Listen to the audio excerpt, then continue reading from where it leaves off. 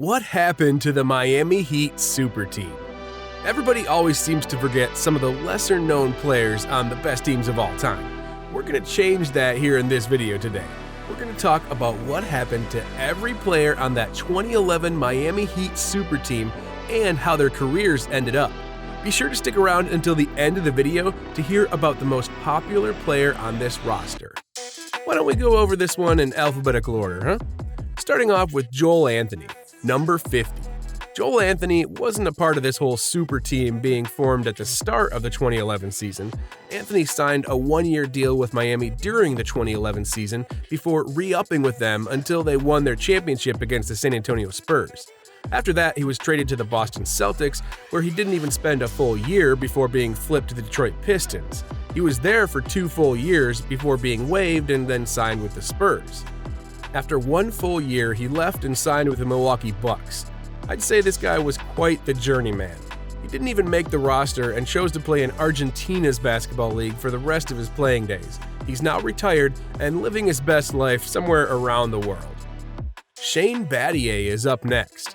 Battier didn't really have much of a career after he won that championship with the Heat. He decided to stay for 2 more seasons, but told the team that he was planning on retiring at the end of the 2014 season. While Miami made it into their 4th straight NBA Finals and lost to the Spurs, Battier retired officially after not scoring a single point. He stayed low for a while before joining the Heat as the Director of Basketball Development and Analytics. He then left his position earlier in 2021, but will still be a consultant for their franchise. Now it's Chris Bosh time. Bosh had a stellar career, as we all know, with the Toronto Raptors, but this video is talking about players' lives after the forming of the Miami Heat Big Three. Bosh won some championships in Miami alongside these stellar players, but he never played anywhere else. He stayed with Miami for 2 full years following LeBron's decision to leave the team. However, after those 2 years, he found out that he had a blood clot in his leg and that he had to miss the remainder of the season. He was hoping to return to the floor, but the blood clotting didn't get any better the next year. Eventually, the NBA said that his condition was career-ending and Bosh was waived from the team. His jersey was retired and he even pushed to return 2 years later, but gave up those efforts not too long ago. Mario Chalmers is up on the chopping block now. For the remainder of this video, just assume that each player won a championship or 2 with the Heat. Chalmers did just that in the years following the creation of this super team, and then he eventually got himself traded in 2015 to the Memphis Grizzlies. He ruptured his Achilles tendon that first season and got waived from the team, but they re-signed him once he got back on his feet, but not before he missed an entire year in between. That would mark his final stay in the NBA. He played a little bit in the Italian Basketball League and then went into the Big Three League. But he still wasn't done at this point, so he joined AEK Athens in the Greek Basketball League and later another team in that same league. He's currently still playing in Indios de Mayaguez of the Baloncesto Superior Nacional League. Next, we've got Norris Cole. This might have been wild, but Norris Cole was a rookie during that 2011 season with the Heat. He spent the next 4 years with them before getting traded to the New Orleans Pelicans at the start of the 2015 season. He only lasted 1 year there and then fell out of the NBA. He joined the Chinese Basketball Association for a year and got released after 9 games, then somehow rejoined the NBA and signed with the Oklahoma City Thunder. He played in 13 games and was once again out of the league. This time he went to Maccabi Tel Aviv for a season and won the championship, then left to join the LBA. He had financial issues with that team, so he left and ended up in the ABA, where he lasted 1 year and then joined the French LNB Pro A League. Most recently, in 2020-21, Cole played for 2 different teams there. Eddie Curry was also on this team. Curry only played 14 games during that Heat championship run in 2011 before leaving the team and signing with the San Antonio Spurs. He failed to make the roster and was claimed by the Dallas Mavericks shortly after. Yet again, he was waived after just 2 games and went over to China to play for the Zhejiang Golden Bulls. He put up phenomenal stats in that league and made a comeback effort to get into the NBA again. He joined the Zhuhai Wolf Warriors to try and catapult himself back in, but he was released a year later and nothing else really materialized for him. Be sure to stick around until the end of the video to find out which player had the most success on the Heat. Now we get to Miguel Gladness. Gladness didn't have a long basketball career after the Heat. He just stopped at a million different teams before retiring. Gladness bounced from the Heat to the Dakota Wizards, then to the Golden State Warriors and the Santa Cruz Warriors. Then he stopped with the Orlando Magic, the Reno Bighorns of the NBL, the Townsville Crocodiles, the Canterbury Rams, and a stint in the Israeli Basketball League. Believe it or not, this continued for another 3 years, bouncing around numerous different international teams that will sound just like a laundry list. Bottom line, he never made it back into the NBA, nor did he find a good landing spot for his talents after Miami. Terrell Harris is up next. After winning a championship with the Heat, the team chose not to extend a qualifying offer to him during the offseason. He was eventually acquired by the D-League team, the Rio Grande Valley Vipers, as they signed him before his stint with Miami. The Vipers traded him to the Erie Bayhawks, and he did end up getting a small contract with the New Orleans Hornets. He spent some time there before being traded to the Portland Trailblazers and was waived that same year. Once again, he was claimed by the Bayhawks, and they traded him to the Texas Legend. He finished his career as a member of the Israeli Basketball League in 2015. All right, now it's time for Udonis Haslem. This is a pretty straightforward path to talk about.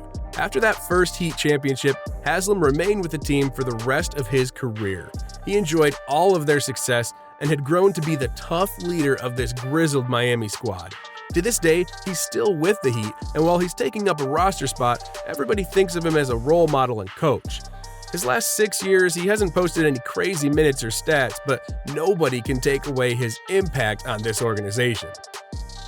Moving on now to Juwan Howard. Howard led a long NBA career before landing with the Heat in 2010. He won that championship with Miami and stuck around for another year or two. In 2013, Howard signed a small contract with the team to stick around even though he wasn't going to be getting much playing time. He ended up being allowed to start in the season finale and notched his 900th career start. He fired up the team on numerous occasions with passionate speeches before announcing that he would retire after the season. He's now coached quite a bit and has helped out numerous players around the world. Finally, we've made it to LeBron James. James won back-to-back championships with Miami before leaving to return to the Cleveland Cavaliers. He made it into 9 straight NBA Finals, but was only able to win 3 of them, 2 of them coming from the Heat.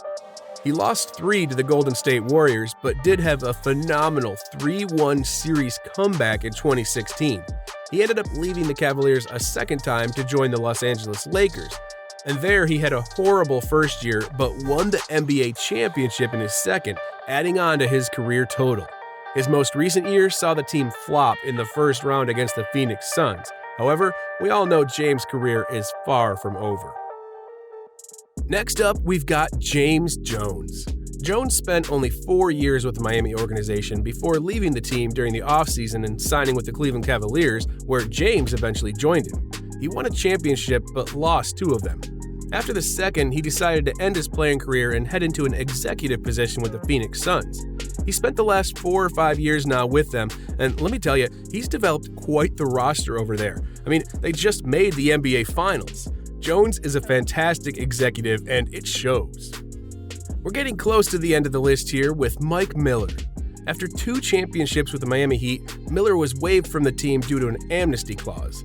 He signed with the Memphis Grizzlies for the second time in his career and spent 1 year there before leaving for the Cleveland Cavaliers. He spent 1 year there also and then got traded to the Denver Nuggets. He liked Denver and played there for 2.5 years, being incredibly useful to the development of Nikola Jokic. Miller was waived afterwards and chose to head into coaching at the college level, where he still resides. Moving on down to Dexter Pittman. Pittman was drafted by the Heat, but only stayed there for about 1.5 years before getting traded to the Memphis Grizzlies. He was waived and had to go to the Chicago Bulls, though again he was waived by them. The next 3 seasons, he just bounced around numerous teams, never sticking anywhere and going internationally to try and find success. Eventually, he had a solid season in the Japanese B-League, but retired from the game after that year.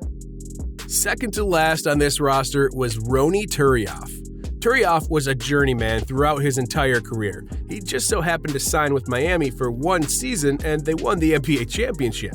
He ended up leaving and played 1 year with the LA Clippers and then another 3 with the Minnesota Timberwolves. Soon, he had to retire due to constant hip pain and couldn't play any longer. though he went 2 full years without playing before actually announcing this. Finally, we've come to Dwayne Wade, undoubtedly the most popular player in franchise history. After those 2 championships, he remained loyal to the Heat for a couple more years. Eventually, he left the team in 2016 to play in his hometown Chicago. He had an argument with management, which is why he left the team, but he spent 2 years with the Bulls. However, he had some issues over there and reached a buyout with the Bulls, choosing to sign with James and the Cavs. The experiment failed miserably, and he left again, this time going back to Miami to finish out the rest of his career. His jersey is already retired, and fans everywhere know that his impact on the organization is unmatched. Hey, that just about does it for this video. If you enjoyed, please leave us a like and subscribe. Also, hit that bell icon so that you never miss out on another one of our videos. You won't want to miss what we've got in store.